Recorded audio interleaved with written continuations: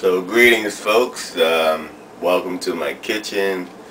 I'm going to make a little tea here, and something that I was thinking about today was this definition of divine providence, what that means in our lives. I was thinking about it because on my friend's website, Babylon.com, I did a video with him, Todd Hamilton, and we talked about, me and him, different things that you put up on the site that you can then review.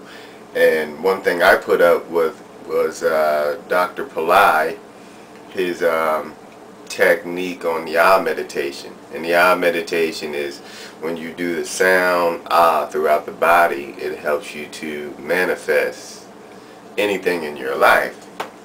So there was a woman there on the Babylon site who felt that the eye meditation wasn't, because it's a rating website, so when you rate these different things, so someone rated the eye meditation is pretty low, like gave it like a 60 or something, 60 out of 100. And she said that because she said there's something to say about divine providence instead of manifesting something, because many times you manifest it out of your ego and it comes back and it hits you even harder. And there's a lot of truth to that, but at the same time I would say, don't we have to go through that? Don't we have to manifest with our ego to then move beyond it? In a way, it's like you're never getting beyond your ego, you're just refining it over and over again. So it had me pondering though, how do I define divine providence? And I do believe in it. I do believe in destiny. I do believe that we come here on the earth with a mission. But at the same time, what is our meter to know that we're on the right path? And to me, it's just how you feel. And so if you're in a certain position and you don't like that position, be it a job you're in or a relationship you're in or a health ailment, then you need to see a way out. And I wouldn't be waiting for any divine assistance per se before I get started, or not so much assistance but more so of confirmation that I should be doing this. Because for me, when we think about divine providence, I think a lot of times we see it as something outside of ourselves. We still feel like there's a force outside of us that's telling us, okay, you need to be doing this. And on a certain level, that's true. Because, when we come into the understanding of our soul and our higher self, many times we don't understand the wisdom that we already have on different levels of existence.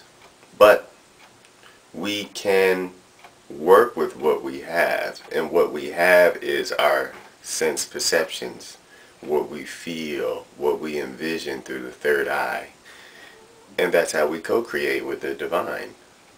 So for me, if anything's more provident, it would be to create, to use the force, and then from that you will be able to decipher where you need to go.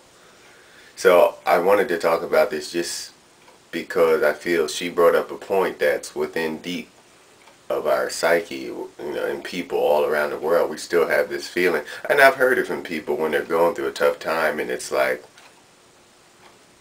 obviously I'm going through this for a reason. And of course there always is a reason for everything, because that's the nature of the universe. There's always going to be purpose in what you do, but it doesn't mean you have to then live out that purpose. You can shift it. You can totally erase it. That's your karma.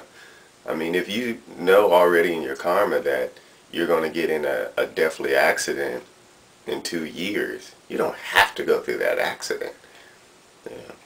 It doesn't mean that God has it where, you're destined for this accident. But it's your karma. You've created it, So I think the divine providence many times is used as still a separate kind of feeling. Like, The force is here laying out the plans. But you are creating the plan. You are the plan. There's nothing that you don't want that the divine doesn't want for you. What you want, the divine wants.